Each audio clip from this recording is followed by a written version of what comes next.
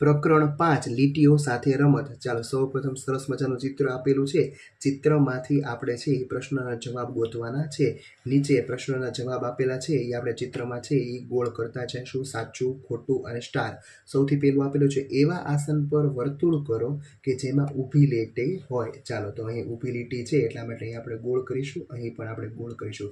બીજો પ્રશ્ન આપેલો છે એવા આસન પર સાચું બનાવો જેમાં ઊભી અને ત્રાંસ લીટી હોય. એટલે કે અહીંયા સાચું કરીશું અને અહીં પણ આપણે સાચું કરીશું. ચાલો એના પછી એવા આસન પર ખોટું કરો જેમાં વક્ર રેખા હોય. તો વક્ર રેખા હોય એમાં તમારે ખોટું કરવાનું છે. અહીં આપણે વક્ર રેખા છે ખોટું કરીશું. અહીં વક્ર રેખા છે અને અહીં પણ વક્ર રેખા છે. ચાલો પછી ચોથો પ્રશ્ન એવા આસન પર સ્ટાર બનાવો જેમાં આડી રેખા દેખાતી હોય. એટલે કે આડી રેખામાં તમારે અહીં સ્ટાર બનાવવાનો છે અને આડી રેખામાં અહીં સ્ટાર બનાવવાનો રહેશે. સીધું શું છે? તમારા હાથમાં એક દોરાનો ટુકડો પકડો. હવે તમારા બંને હાથને નજીક લાવો તો એ દોરો છે એ વક્ર થઈ જશે. ચાલો સીધો કરવા માટે આપણે તેને છે એ બંને બાજુ ખેંચીશું.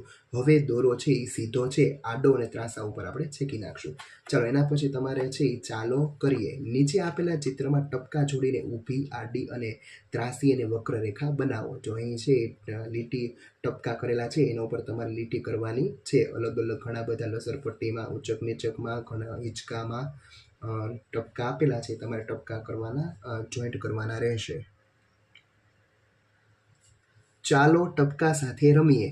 સીધી રેખા એટલે કે ઊભી, આડી અને ત્રાંસીનો ઉપયોગ કરીને નવી આકૃતિઓ બનાવો. એક આકૃતિઓ છે એ તમને બનાવેલી છે. હવે તમારે તમારી રીતે છે એ ઊભી લીટી, આડી લીટી અને ત્રાંસી લીટી આવી જતી હોય એવી તમારે છે એ આકૃતિ બનાવવાની રહેશે. ધારો કે આપણે અહીં ઘર બનાવેલું છે. ચાલો એના પછી છે એ તમે હોડી પણ બનાવી શકો અને રંગોળી પણ બનાવી શકો. ચાલો એના પછી નીચે લંબઘન બનાવેલું છે.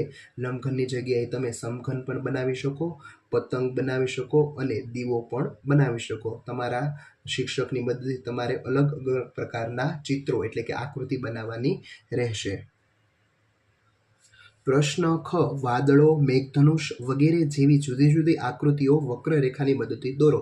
અહીં તમને વાદળ અને મેઘધનુષ આપેલું છે એ તમારે નીચે દોરવાનું રહેશે. આ સિવાય તમે તમારી રીતે વક્ર રેખા છે એની મદદથી અલગ અલગ છે એ ડિઝાઇન તમે બનાવી શકો. આ ડિઝાઇન એક બનાવેલી છે અને અહીં છે રંગોળીની ડિઝાઇન પણ બનાવેલી છે. ચાલો એના પછી નીચે પણ તમારે વક્ર રેખાનો ઉપયોગ કરીને તમારે ડિઝાઇન બનાવવાની રહેશે. એમાં તમે ફૂલ બનાવી શકો, પછી વિમાન બનાવી શકો અને જુદી જુદી જાતની રંગોળી પણ બનાવી શકો. ચાલો કરીએ. પ્રશ્ન ક આપેલી જગ્યામાં વિવિધ પ્રકારની રેખાઓનો ઉપયોગ કરીને ચિત્ર બનાવો. કોઈ પણ બે પ્રકારની રેખાનો જ ઉપયોગ કરવાનો છે. એટલે કે અહીં આપણે આડી અને ઊભી રેખાનો જ ઉપયોગ કરીને એક સરસ મજાનું ચિત્ર બનાવેલું છે. ચાલો એના પછી પ્રશ્ન નંબર ખ કોઈ પણ 3 પ્રકારની રેખા વડે ડિઝાઇન બનાવવાની છે. એટલે કે એમાં તમારે આડી, ઊભી, ત્રાંસી કે વક્ર રેખાનો ઉપયોગ કરીને તમારે બનાવવાની છે. તો એમાં આ ડોલ અને ટબ આપણે બનાવેલા છે. એમાં 3 પ્રકારની રેખા વડે ડિઝાઇન આપણે બનાવેલી છે.